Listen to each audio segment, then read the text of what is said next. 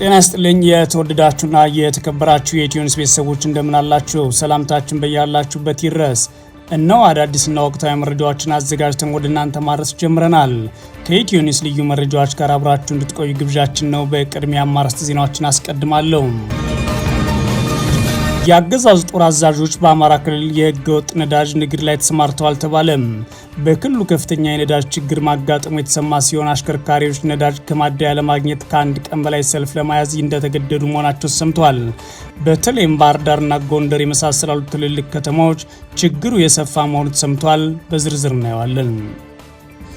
በአማራ ክልል መሃል ሳይንት ገዳም ላይ በተፈጸመ የከባድ መሳሪያ ጥቃት 6 ሰዎች መገደላቸውን ነዋሪዎች አረጋግጠዋል።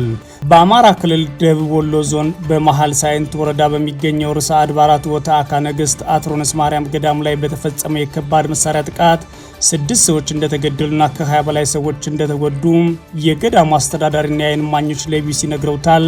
ዝርዝሩን ይዘናል። የአሜሪካ ፕሬዝዳንት ትራምፕ የኢራን ጦርነት ከታቀደለት ጊዜ በፊት በአብዛኛው እየተጠናቀቀ እንደሆነ ተናገሩ። የኢራን አብዮታዊ ዘብ ደግሞ የጦርነቱ መጠናቀቅ የምንወስነው እኛ ቴህራኖች ነን ብሏል።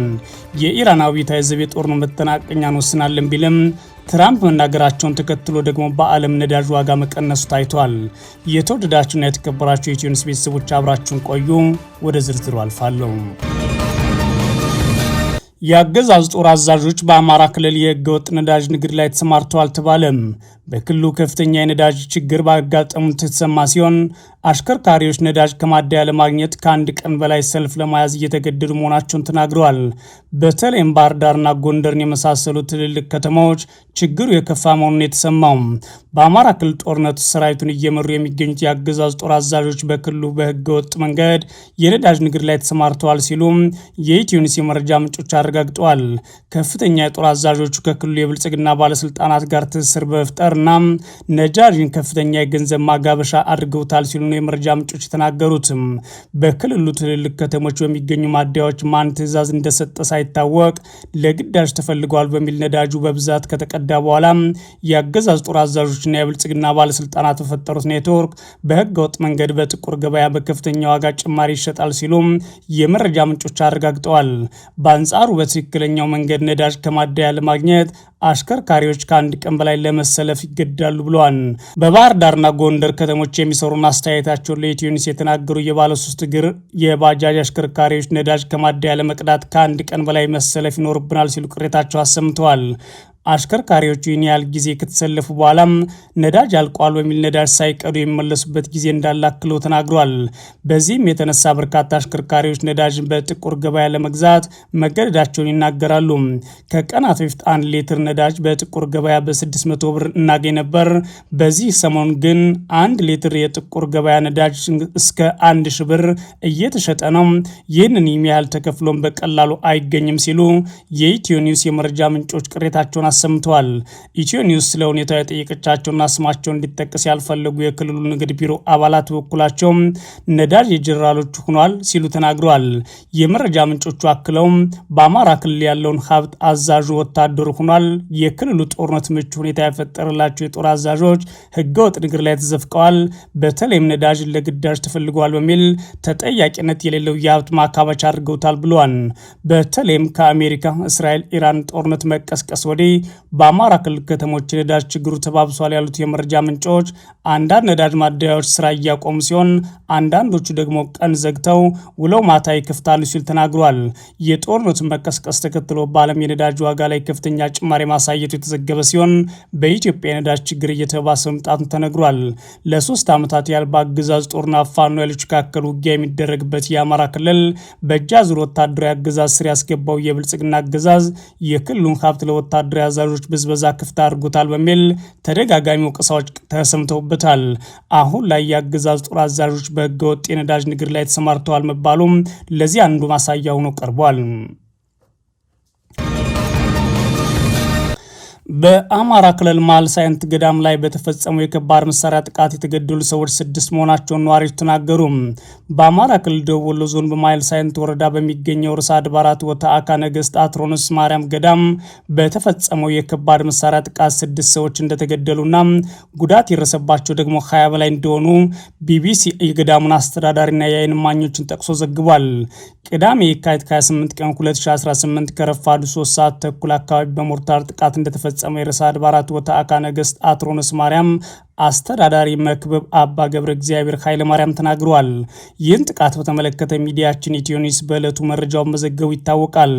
ቢቢሲ ዛሬ በሰፊው ያወጣው ዘገባ እንደሚያትተው ከዕለቱ ቅዳሴ በኋላ በደረሰው ጥቃት የገዳሙ አበው መነኮሳት፣ ዲያቆናትና የድጓ ተማሪዎች መገደላቸውን የገዳሙ አስተዳዳሪ ተናግረዋል። በተፈጸመው ጥቃት አባታቸው እንደተገደሉባቸው ለቢቢሲ የገለጹት መርጌታ ስሙር ከቤተ ክርስቲያኑ ጮህ ሲሰማ እየሮጥ ብሄድም እንደዛውኑ አገኘው ብዙ አስክሬን ተመለከቱ። አስከሬኖቹን አንስቼ ለቤተሰቦቻቸው ሰጠው ብለዋል። የገዳሙ አስተዳዳሪ በበኩላቸው የገዳሙ መርጌታ የድጓ አድራሽና በዕለቱ ለሙት ዓመት መታሰቢያ መባ ይዘው ወደ ገዳሙ የሄዱ አዛውንት ሴት እግራቸውና እጃቸው እንደተቆረጠ የተናገሩ ሲሆን የገዳሙ አስተዳዳሪ በበኩላቸው የገዳሙ መርጌታ የድጓ አድራሽና በዕለቱ ለሙት ዓመት መታሰቢያ መባ ይዘው ወደ ገዳሙ የሄዱ አዛውንት ሴት እግራቸውና እጃቸው እንደተቆረጠ የተናገሩ ሲሆን የደብሩ ጥበቃ ደግሞ ዓይናቸውና እግራቸውን እንዳጡ አስረድተዋል። በተጨማሪም የመሳሪያ ፍንጣሪ የመታቸው 21 ሰዎች መቁሰላቸውን አስተዳዳሪው ገልጸዋል። በወረዳው በሚገኙ እንዲሁም ደሴ ከተማ ባሉ ሆስፒታሎች ሕክምና ላይ ይገኛሉ ብለዋል።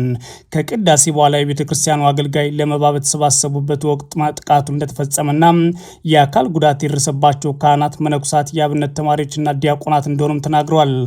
አሁን ደብሩ ላይ ያለሁት እኔ ብቻ ነኝ፣ ከመቶ ያላነሱ አገልጋዮች ነበሩ ያሉት አባ ገብረ እግዚአብሔር የተቀሩት አገልጋዮች እንደሸሹና ሌሎች አገልጋዮች ደግሞ በሕክምና ላይ እንደሚገኙ አስረድተዋል። የገዳሙ አስተዳዳሪ የቤተ ክርስቲያኑ አዳራሽ፣ የቤተ ክርስቲያኑ ቆርቆሮና የምዕመናን ቤት ላይም ጉዳት ደርሷል ብለዋል። ቢቢሲ ያነጋገራቸው የአካባቢው ነዋሪ እና የዓይን እማኝ በጥቃቱ ከተገደሉት አንደኛው የባለቤታቸው አባት መሆናቸውን ገልጸዋል። ከቅዳሴ በኋላ ከጓሜዳ ወደ አትሮንስ በተተኮሰ ሞርታር የ6 ሰዎች ሕይወት አልፏል። 28 ሰዎች ላይ ደግሞ ከባድ ጉዳት ደርሷል ብለዋል። በጥቃቱ ሳቢያ የአካል ጉዳት ከደረሰባቸው ሰዎች ግማሾቹ እጃቸው ተቆርጧል፣ ግማሾቹ እግራቸው ተቆርጧል፣ ሌሎቹ ዓይናቸው ጠፍቷል ሲሉ ማክለው ይናገራሉ። ከመካከላቸው ወደ 10 የሚጠጉ ሰዎች የደረሰባቸው መጠነኛ ጉዳት እንደሆነም ገልጸዋል።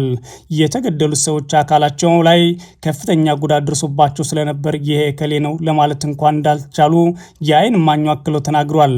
የገዳሙ አስተዳዳሪ ሬሳቸውን ለየብቻቸው ከፋፍለን እየለቃቀምና ያነሳ ነው ሙሉ አካል አላገኘንም በማለት ሁኔታው ከባድ እንደነበር ተናግረዋል። እዚህ አካባቢ ያሉ ታጣቂዎች እንደዚህ ያለ መሳሪያ የላቸውም፣ ሊኖራቸውም አይችልም ያሉት የዓይን እማኙ ጥቃቱ በአካባቢ በሚገኘው የአገዛዙ የጸጥታ ኃይል ሳይፈጸም እንዳልቀረ ተናግረዋል። የብልጽግና አገዛዝ ከዚህ በፊትም በአብያተ ክርስቲያናት፣ በመስጂዶች፣ በህዝብ ተቋማትና በገበያ ላይ የሚፈጽማቸው ከባድ መሳሪያዎችን እንደ ስብስብ ኢላማ በመቁጠር ንጹሃን መግደሉን ፋኖን ገደሉት በሚል የሚገልጸው ሆኖ ቆይቷል። የፋኖ ታጣቂዎችና የመንግስት ኃይል በሚንቀሳቀሱበት በዚህ አካባቢ ቢሲ ጥቃቱን በማን እንደተፈጸመ በግልተኛነት ለማረጋገጥ የሚችልበት እድል የለኝም ያለ ሲሆን ኢትዮ ኒውስ ግን የተፈጸመው በአገዛዝ ጦር እንደሆነ በዋናነትም ደግሞ ጀነራል ዘውዱ ሰጣርጌ የሚመሩት ኃይልና በሳቸው ትዕዛዝ የተፈጸመ እንደሆነ መዘገባ ይታወሳል። ስለተፈጸመው ጥቃት ታዲያ ከክልሉ እንዲሁም ከፌዴራል መንግስት በኩል እስካሁን በይፋም የተባለ ነገር የለም። የኢትዮጵያ ኦርቶዶክስ ተዋሕዶ ቤተክርስቲያን በደቡብ ወሎ ዞን በሚገኝ ገዳሟ ላይ ስለደረሰው ጉዳትና የሰዎች ሞት በተመለከተ እስካሁን በይፋ የሰጠችው መረጃ የለም። ቢቢሲ ግን ከደቡብ ወሎ ዞን አስተዳደር ምላሽ ለማግኘት ያደረገው ጥረትም ስልካቸው ባለመነሳቱ አልተሳካልኝም ይላል። ጥቃቱ የተፈጸመበት የማይል ሳይንት ወረዳ በአጅባር ወረዳና በመካነ ሰላም ወረዳ መካከል የሚገኝ ሲሆን ከባድ መሳሪያ የተተኮሰው ከአጅባር ዝቅ ብሎ ከሚገኘው ጓሜዳ እንደሆነ የዓይን እማኙ ገልጸዋል። የመከላከያ ሰራዊት በአካባቢ በሚገኝ ጅምር ሆስፒታልና አጅባር በሚገኝ ሙያና ቴክኒክ ተጠግተው እንደሚገኙ የተናገሩት የዓይን እማኙ ከአጅባር ወጥተው ዝቅ ብሎ ባለው ጓሜዳ የገጠር ቀበሌዎች ሆነው ሲያስወነጭፉ ነው የተተኮሰው ብለዋል። የገዳሙ አስተዳዳሪም የጦር መሳሪያው የወረደውና የገደለን ከአጅባር ነው ማለት ገልጸዋል። ጥቃቱ ሲፈጸም በቦታው የነበሩት የገዳሙ አስተዳዳሪ መክብብ አባ ገብረ እግዚአብሔር 3 መሳሪያ ተወረወረ፣ አንደኛው ከኛ በታች አምባ ስር አረፈ፣ ሁለተኛው አልፎ ሄደ፣ ሶስተኛው ደብሩ ላይ አረፈ ብለዋል። በተፈጸመው ጥቃት የተገደሉት መክብብ አባ ሞገስ ፍሳ ደብሩ ቀዳሽ ዲያቆን ከናፍረ ርግብ አንዳርጌ የዕለቱ ቀዳሽ የነበሩ እማዊ ድንቅ የታከለ የደብሩ አቃቢ፣ ዲያቆን በለጠ አስቻለው የዕለቱ ቀዳሽ፣ ዲያቆን በአማን ገብረ ማርያም የድጓ ተማሪ እንዲሁም ዲያቆን አይመር መርሻ የዕለቱ ቀዳሽ መሆናቸውን ለቢቢሲ ተናግሯል። ከተገደሉት መካከል የሶስቱ የቀብር ስነ ስርዓት የካቲት 29 ቀን 2018 ዓ.ም እዛው ገዳሙ ውስጥ ተከናውኗል ይላል ቢቢሲ በዘገባው። ጥቃቱ ለምን እንደተፈጸመ የምናውቀው ነገር የለም ያሉት የገዳሙ አስተዳዳሪ የከባድ መሳሪያ ወጥቶ ሲጨፈጭፈን አየን እንጂ ለኢትዮጵያና ለዓለም መጸለያችንና ስርዓተ እግዚአብሔር ማድረሳችን ብቻ ነው የምናውቀው፣ ጉዳት እና ውድመት ይደርስብናል ብለን የምናስበው የለም ሲሉ ንጹሃኑ በጸሎት ላይ ባሉበት ሁኔታ መገደላቸውን አስረድተዋል። የዓይን እማኙ በኩላቸው ገዳሙ በደን የተከበበ በመሆኑ ጫካ ውስጥ ታጣቂ ይኖራል በሚል ከሆነ ተብሎ የተፈጸመ ነው ብዬ ነው የሚገምተው ማለት አገዛዙ በንጹሃን ቤተክርስቲያን ላይ የፈጸመውን ጥቃት አውግዘዋል። ቅዳሜ የካቲት 28 ቀን 2018 ዓ.ም ጥቃቱ ከተፈጸመ አንስቶ በመሃል ሳይንት አካባቢ በተከታታይ ሲተኮስ ነበርም ሲሉ አክለዋል። ከዚህ ቀደም በደቡብ ወሎ ዞን መሃል ሳይንት ወረዳ ህዳር 30 ቀን 2016 ዓ.ም በተፈጸመው ሁለት የድሮን ጥቃት በርካታ ሰዎች መገደላቸውን ነዋሪዎች ለቢሲ መናገራቸውም ይታወሳል ይላል ዘገባው። በዚሁ ልዩ ስማቸው መሳለሚያና ቀይ ዋሻ በተባሉ አካባቢዎች ላይ በተፈጸመ የድሮን ጥቃት የተገደሉ ሰዎች በተመለከተ ትክክለኛ አሃዝ ለማወቅ ባይቻልም በሰዓቱ የተገደሉት ቁጥር ከ40 በላይ እንደሚደርስ ቢቢሲ አስታውሷል። 3 ዓመት ሊሞላው ጥቂት በቀረው የአገዛዝ ጦርና የፋኖ ኃይሎች ውጊያም በአማራ ክልል ውስጥ እየተካሄደ ባለው ግጭት መካከል የሚፈጸሙ ጥቃቶች በሰላማዊ ሰዎችና በተቋማት ላይ ጉዳት መድረሱን የመብት ተቆርቋሪዎች ጭምር ሪፖርት ማድረጋቸውን ቀጥለዋል። ትራምፕ የኢራን ጦርነት ከታቀደለት ጊዜ በፊት በአብዛኛው እየተጠናቀቀ እንደሆነ ተናግረዋል። ይህንን መናገራቸውን ተከትሎ በዓለም የነዳጅ ዋጋ ቅናሽ አሳይቷል። የኢራን አብዮታዊ ዘብ ደግሞ የጦርነቱ መጠናቀቅ የምትወስነው ቴህራን ናት ብሏል። ዶናልድ ትራምፕ ከኢራን ጋር የሚደረገው ጦርነት በቅርቡ ሊጠናቀቅ እንደሚችል ጠቁመው ለቢቢሲ የአሜሪካ አጋር ለሆነ ሲቢኤስ ኒውስ ጦርነቱ በአብዛኛው በጣም እየተጠናቀቀ ነው ብዬ አስባለሁ ሲሉ መናገራቸው ተዘግቧል። አሜሪካ ከተያዘለት ጊዜ በጣም ቀድማለች ማለት ኢራን የባህር ኃይል መገናኛ አገልግሎት የአየር ኃይል የላትም ሲሉ አክለውም ሚሳኤሎቻቸው በትንትናቸውን ወጥቷል ብለዋል። ትራምፕ ጦርነቱ በቅርቡ ሊጠናቀቅ ይችላል ብለው እያስቡ እንደሆነ ጠይቀው በአእምሮ ውስጥ ያለው ማጠናቀቅ የሚለው ነው በማለት መልሰዋል። ዋይት ሀውስ ቀደም ሲል 10 ቀን የሞላው የመካከለኛው ምስራቅ ጦርነት ከአንድ ወር በላይ ሊቆይ እንደሚችል አመልክቶ ነበር። የኢራን አብዮታዊ ዘብ የአሜሪካ ፕሬዝዳንት ዶናልድ ትራምፕ ጦርነቱ በቅርቡ ያልቃል ሲሉ ለሰጡት አስተያየት ምላሽ ሰጥተዋል። አብዮታዊ ዘቡ በመግለጫ የጦርነቱን ፍጻሜ እንወስናለን በማለት መካከለኛው ምስራቅ ከተጀመረው 11ኛ ቀኑ ላይ የሚገኘውን ይህን ጦርነት የሚያበቃበት ሁኔታ የምትወስነው ቴህራን መሆኗን ግልጽ አድርጓል። አብዮታዊ ዘቡ የእስራኤልና አሜሪካ ጥቃት የሚቀጥል ከሆነ 1 ሊትር ነዳጅ ከቀጠናው እንዲወጣ ቴህራን አትፈቅድም ሲል በመግለጫው ማስጠንቀቁን ሮይተርስ ዘግቧል። በሆርሙዝ የባህር ሰርጥ ላይ ያለው ውጥረት ከተባሰ ወዲህ የዓለም የነዳጅ ዋጋ መዋዠቅ አሳይቷል። የዓለም 1/5ኛው ነዳጅ የሚተላለፈው የሆርሙዝ ሰርጥ በዓለም አቀፍ የነዳጅ ገበያ ላይ ከፍተኛ ተጽዕኖ ፈጥሯል። ዶናልድ ትራምፕ ታዲያ ጦርነቱ በቅርቡ እንደሚጠናቀቅ ከተናገሩ በኋላ የነዳጅ ዋጋ ቅናሽ ማሳየቱን ቢቢሲ ዘግቧል። የዓለም የነዳጅ ዋጋ ማክሰኞ ማለዳ በ10 ገበያ ቅናሽ ማሳየት ተገልጿል። የዓለም የነዳጅ ዋጋ ማክሰኞ ማለዳ በእስያ ገበያ ቅናሽ ማሳየት ተሰምቷል። ብሬንት በ8.5% ቅናሽ አሳይቶ በበርሚል ደግሞ $92 ሲሸጥ ወደ አሜሪካ የተደረገው የነዳጅ ግብይትም እንዲሁ የ9% ቅናሽ ማሳየት በ88.6$ ተሽጧል። የዓለም የነዳጅ ዋጋ አሁንም የፋርስ ባህረ ሰላጤው ጦርነት ለመጀመር ከነበረበት የ30 ዓመቱ ጭማሪ እንዳሳየ ነው። ዛሬ ማለዳ በእስያ ገበያ ላይ የታየው ቅናሽ የተመዘገበው ዶናልድ ትራምፕ በጣም በቅርቡ ጦርነቱ ይጠናቃል ማለታቸውን ተከትሎ ነው። የዩናይትድ ስቴትስ ፕሬዝዳንት ዶናልድ ትራምፕ በፍሎሪዳ ንግግር ሲያደርጉ ምንም እንኳን አሜሪካ በኢራን ብዙ ወታደራዊ ድሎች ስታስመዘግም ጦርነቱ በቅርቡ ይጠናቃል ሲሉ ተናግረዋል።